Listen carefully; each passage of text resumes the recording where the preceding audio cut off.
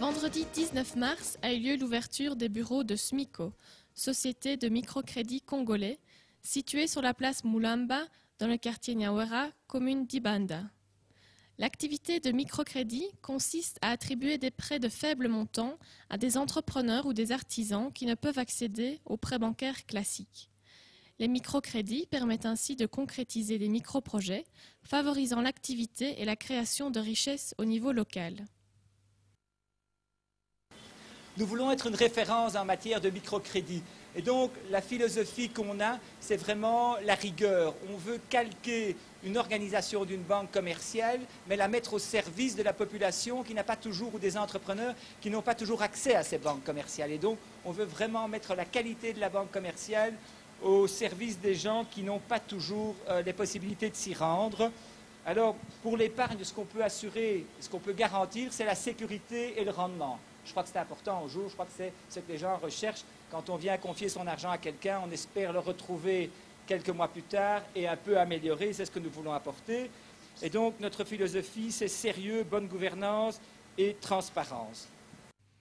Selon Michel Verwilgen, président du conseil d'administration, il est important que les prêts ne se fassent pas uniquement grâce à des fonds externes, mais que l'épargne congolaise soit réinvestie dans le pays et servent à lancer et à promouvoir des projets. Leur ambition est d'ouvrir d'autres agences dans le Kivu d'ici fin 2012, début 2013, tout en gardant le siège social à Bukavu. Et je pense qu'avec vos encouragements, avec votre soutien, on va aller de l'avant et on va essayer au moins de couvrir le Kivu rapidement. C'est notre ambition de faire quelque chose au Kivu et nous allons essayer par Bukavu et de garder vraiment le siège à Bukavu, parce qu'il n'y a pas d'institutions, beaucoup d'institutions qui commencent par ici. Je pense que c'est rare qu'on commence par Bukavu. Il y a de nombreuses années, j'ai travaillé, il y a une vingtaine d'années au Kivu pendant 3 ans pour la BCDC. Et donc j'étais responsable pour le Kivu, donc j'ai beaucoup voyagé dans le Kivu et je trouvais la région tellement belle et la population tellement attachante que j'ai souhaité me réinvestir dans la région. Donc on veut travailler, donc, comme je l'ai déjà indiqué, sur la population et sur les entrepreneurs qui n'ont pas accès aux banques commerciales. Et donc ce sont les commerçants, ce sont les petits artisans, mais même éventuellement des personnels salariés pour des besoins familiaux. Ce n'est pas la priorité première, mais enfin je pense que comme on souhaite donner un coup de main à un maximum de monde, dans la mesure de nos moyens, on peut viser ça aussi. Mais donc c'est les commerçants, les artisans, et si nous trouvons un financement un peu plus long terme, tout ce qui est agricole, qui est un secteur qui me tient à cœur également, parce que ça occupe, je pense, dans la région plus de 80% de la population sur l'ensemble du Kivu, le monde agricole. SMICO vient pour faire la différence, parce que nous voulons viser le plus petit. Nous pourrons donner des microcrédits aux plus petits, donc qui n'ont presque pas de capital, presque pas de garantie, et essayer de promouvoir cette classe des opérateurs économiques, parce qu'ils en sont, mais qui n'ont pas de grand capital, qui n'ont pas de grande garantie. Et SMICO pense à ces gens-là et SMICO va octroyer des petits crédits à à cette catégorie d'opérateurs économiques. Donc cette nouvelle institution, est-ce qu'elle vous inspire confiance? Oui, elle nous inspire confiance. Tout d'abord parce que nous voyons que ce sont des Belges.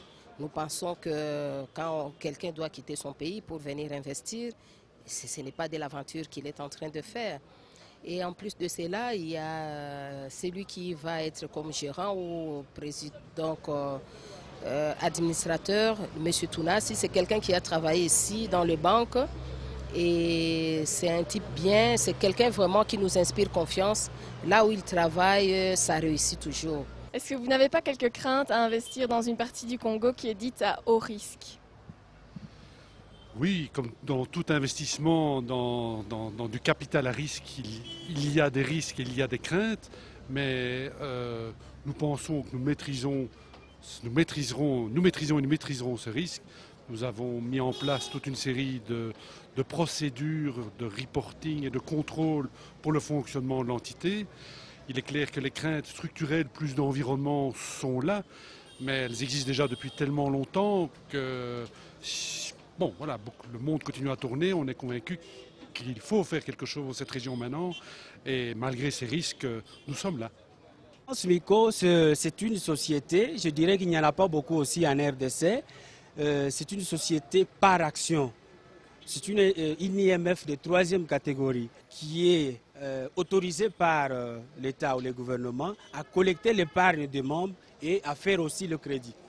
Alors SMICO, effectivement, c'est une société, vous l'avez vu, constituée des actionnaires congolais et belges. Donc c'est ce qui fait la différence avec d'autres institutions de microfinance qui sont en RDC. Alors ça, c'est les crédits que vous pouvez avoir. Un crédit ordinaire pour un commerçant. Oui. Alors vous prenez de l'argent à la banque qui est de 3% du mois, et les frais de dossier, et vous pouvez emprunter maximum 5 000 $. Vous avez un crédit express où vous pouvez avoir 3 000 $ maximum, c'est pour les commerçants aussi.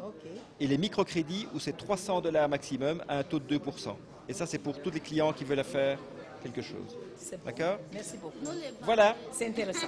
Eh bien voilà. Oui, il n'y a plus qu'à ouvrir votre compte alors. Pardon ? Il n'y a plus qu'à ouvrir votre compte. Tout de suite là. Voilà. Réussir ensemble. Telle est la devise de cette initiative belgo-congolaise. Espérons qu'elle portera ses fruits et contribuera ainsi au développement de la région.